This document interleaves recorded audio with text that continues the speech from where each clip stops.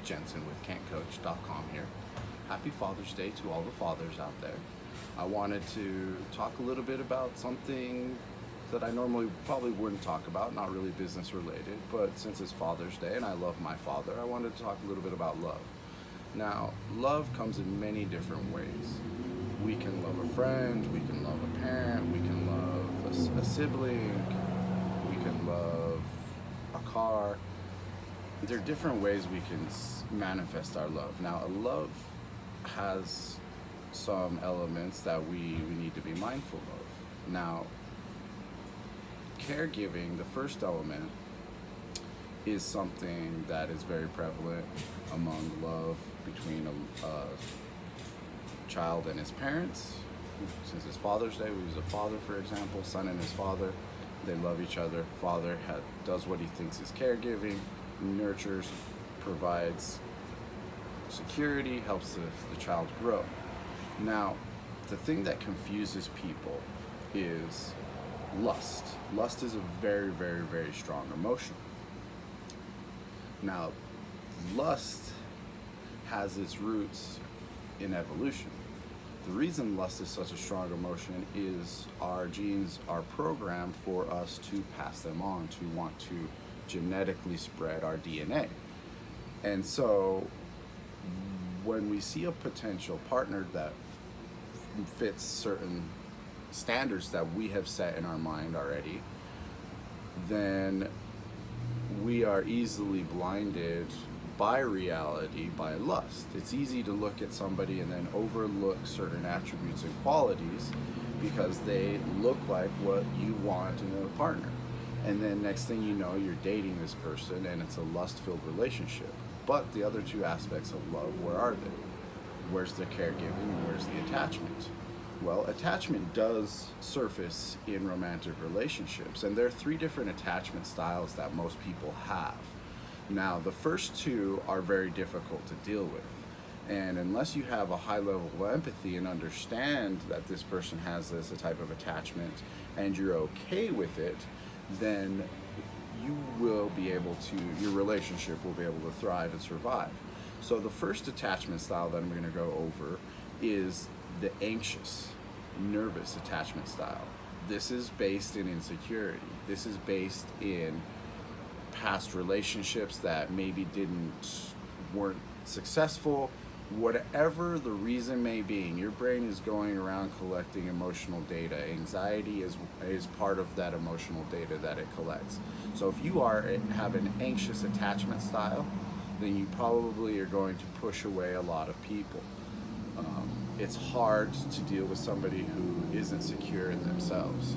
So the next style is the opposite of the anxious attachment, is the avoidant attachment. Somebody who comes off as if they don't care because they don't want to show vulnerabilities. They don't want people, their significant other, to feel like they are what they aren't.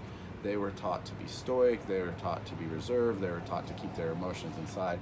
So when somebody who has the anxious attachment style pairs up with somebody who's avoidant, you get a lot of conflict because the anxious thinks the avoidant doesn't care. The avoidant thinks the anxious is too nosy and too emotional, and you end up having fights, you end up having disagreements.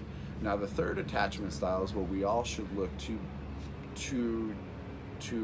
create, which is secure attachment, which is understanding your strengths and your weaknesses, which is understanding the strengths and weaknesses of your partner and building something that you guys have this shared sense of confidence that things may happen, disagreements may arise, but you guys have the communication and are able to understand each other enough to get through those.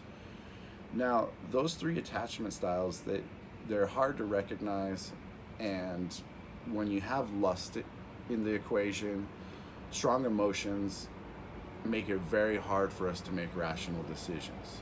Now, when a man chooses a partner, what triggers that lust emotion is just purely physical. And it's very hard for men to turn it off. That's why a lot of men have, and I'm not making this an excuse, not saying it's right or wrong, but a lot of men have an issue with when they see a good-looking female of having to look. It's an automatic reaction. Why? Because it's ingrained in their DNA. It's part of who they are. We are genetically engineered to reproduce. That's why sex feels good. And so, unless you're aware of this biological programming, you are going to do it constantly. And you would need to reprogram your brain to assess an individual from a different aspect other than lust and their physical appearance.